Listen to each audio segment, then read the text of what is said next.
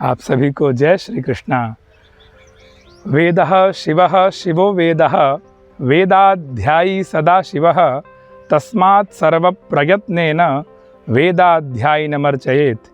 वेद ही शिव हैं, शिव ही वेद हैं और वेदाध्यायी सदा शिव है। शारदीय नवरात्र महोत्सव कल से प्रारंभ हो रहा है। परम पूज्य भाई श्री के तपोभूमि सांदीपनी विद्या निकेतन हरि मंदिर के परम प्रांगण में श्री करुणामयी माँ के परम सन्निधि में श्री कृष्ण यजुर्वेद के पारायण का क्रम सुनिश्चित किया गया है।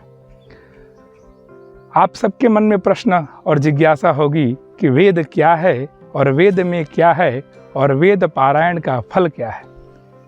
तो आचार्य सायण कहते हैं ऋग्वेद भाष्य भूमिका में इष्ट प्राप्ति ही अनिष्ट परिहारयोः अलौकिकम उपायम यो ग्रंथः वेदयति स वेदः।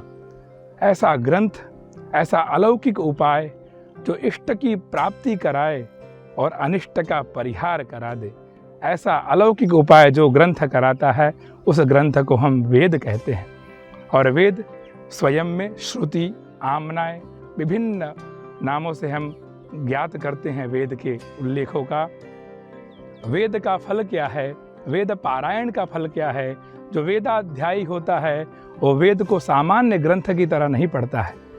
वो उपनयन संस्कार के बाद चत्वारि वेद व्रतानि, वेद को व्रत की तरह पढ़ता है और व्रत की तरह प्रातः काल उठकर ब्रह्म मुहूर्त से लेके सायंकाल तक उसका अध्ययन करता है और व्रत पूरा करके तब उसका समावर्तन संस्कार होता है।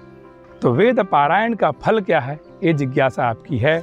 तो कहा गया है संहिता पाठ मात्रेण यत्फलं प्रोच्यते बुधैः पदेन द्विगुणं विद्यात् क्रमेण च चतुर्गुणं वर्णक्रमेण शतगुणं जटायान्तु सहस्रकम्।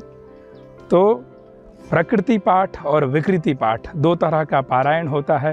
प्रकृति पाठ में संहिता, पद और क्रम का पारायण होता है और विकृति पाठ में जटा, माला, शिखा, रेखा, ध्वजो, दंडो, रथो, घनः, ये विकृति पाठ का पारायण होता है।